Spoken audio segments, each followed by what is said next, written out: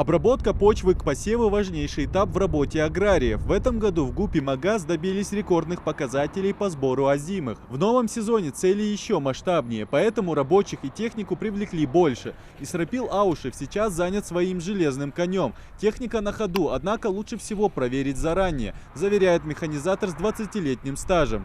Да вот у меня вот сломался одношественник в этой коробке, я его собираю, его я поставил.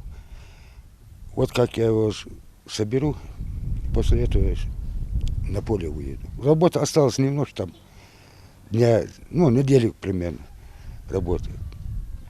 Вот до этого времени я хочу его собрать и на поле.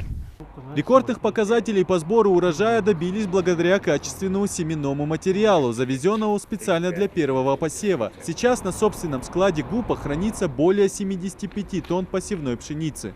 Хранить надо, конечно, условия, чтобы хорошие были. А так, сейчас мы уже должны ее сеять в следующем месяце, числа 15-20. Сорт Танаис. В этом году уже элитный сорт был у нас, по которому мы сеяли. Сейчас уже первая репродукция семена.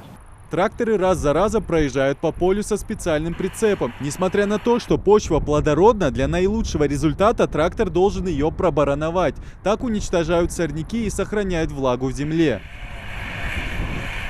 Почти 1000 гектаров посевные площади ГУПа, на которых выращивается озимая пшеница, ячмень, кукуруза на зерно, картофель и однолетние травы. Если в прошлом году под озимой отвели 150 гектаров, в этом площадь увеличили еще на 100. Чтобы новые семена дали всход, нужно провести обработку в несколько этапов, делится аграрий.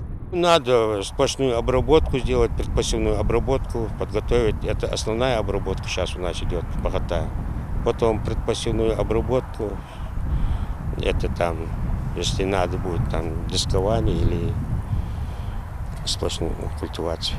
Старт посевной намечен на середину сентября. Самое главное – уложиться в срок. Если с поломкой техники здесь быстро справляются, то погода может нарушить все планы. Поэтому последние теплые летние дни для работников ГУПа «Магаз» самые загруженные. Идрис Ижиев, Магомед Белакиев, Новости 24.